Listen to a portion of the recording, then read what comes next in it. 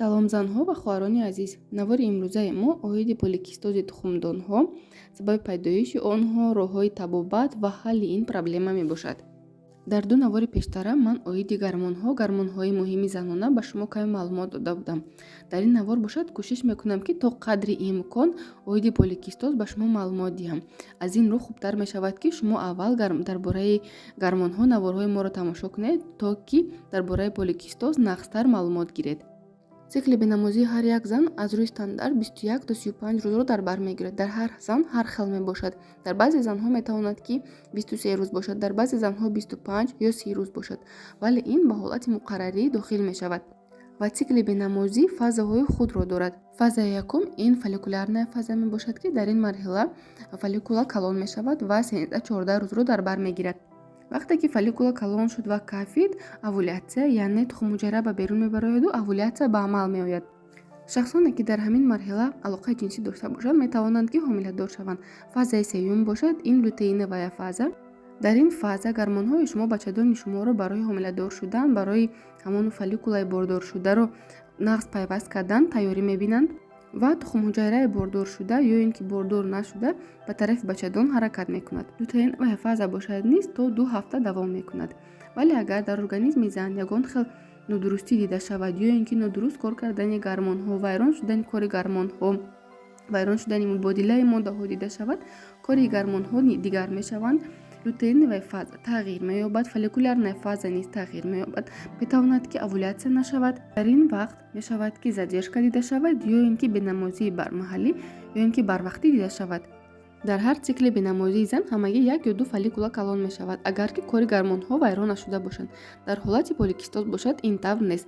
дар ҳолати поликистоз ҳамаи фазаи цикли бенамозии зан вайрон мешавад, кори гормонҳо вайрон шудагӣ аст.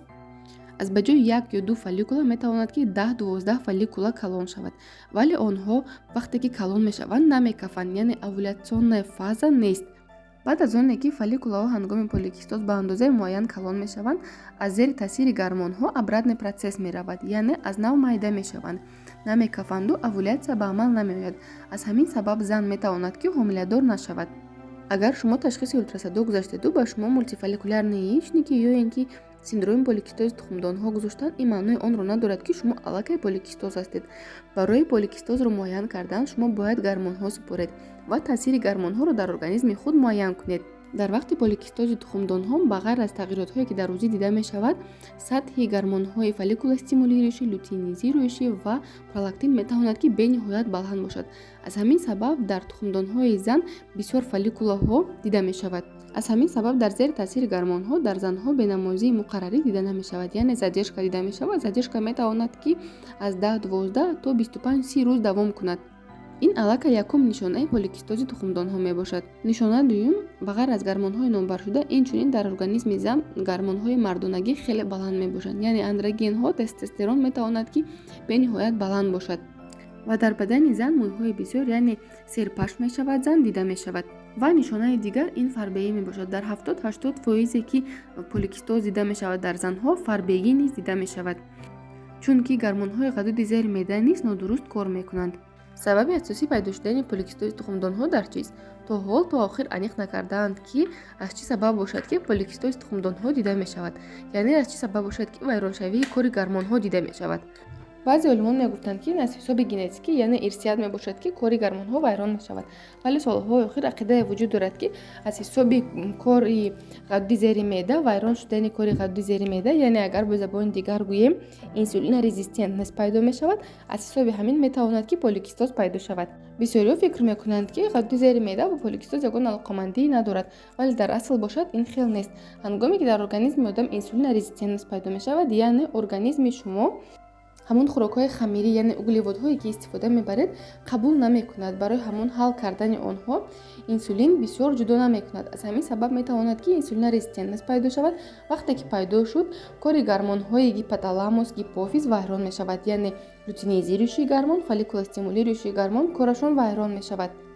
вақте ки кори онҳо вайрон шуд, албатта метавонад ки кори тухмдонҳо низ вайрон шавад. аз ҳамин рӯ кори ҳар як гормон бо гормонҳои дигар алоқамандии зич дорад. аз ҳамин сабаб ҳангоми табобати поликистоз танҳо гормонҳо тавсия дода намешавад, балки бояд ки комплексна онҳоро табобат кунед.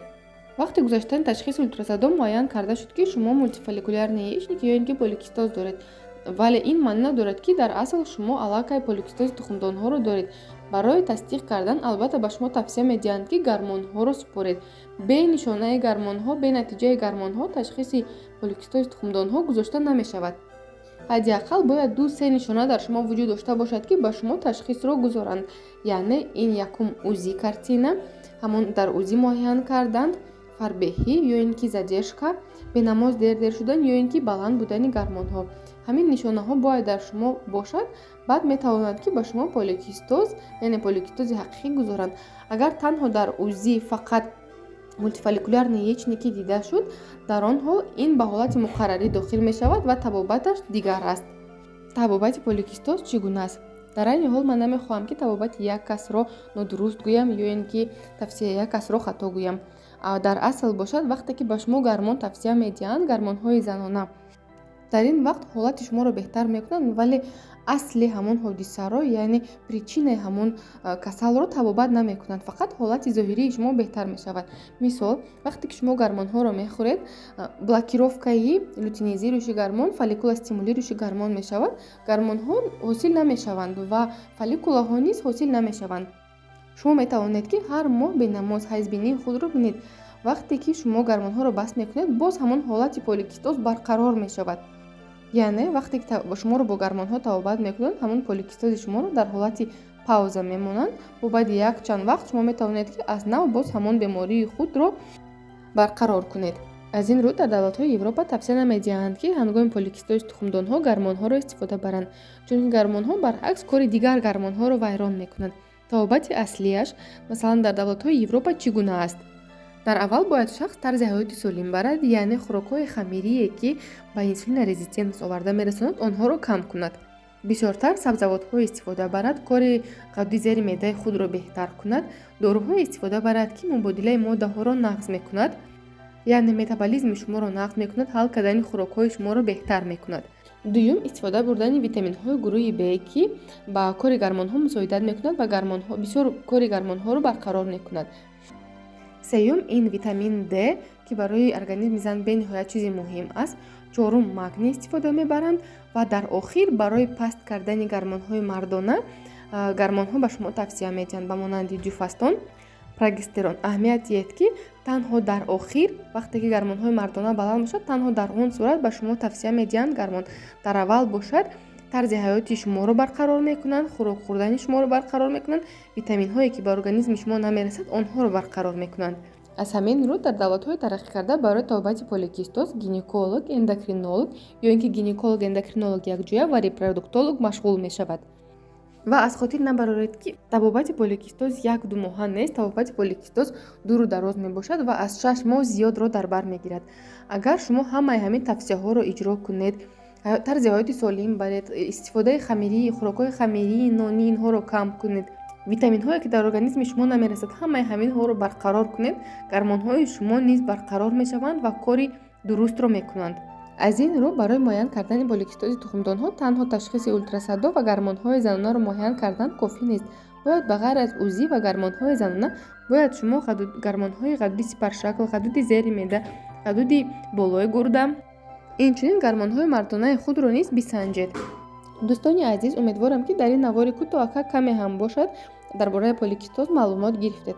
агар навори имрӯзаи мо ба шумо писанд омада бошад, чун ҳар вақта фикрҳои худро дар комментарияҳо баён созед. саломат бошед.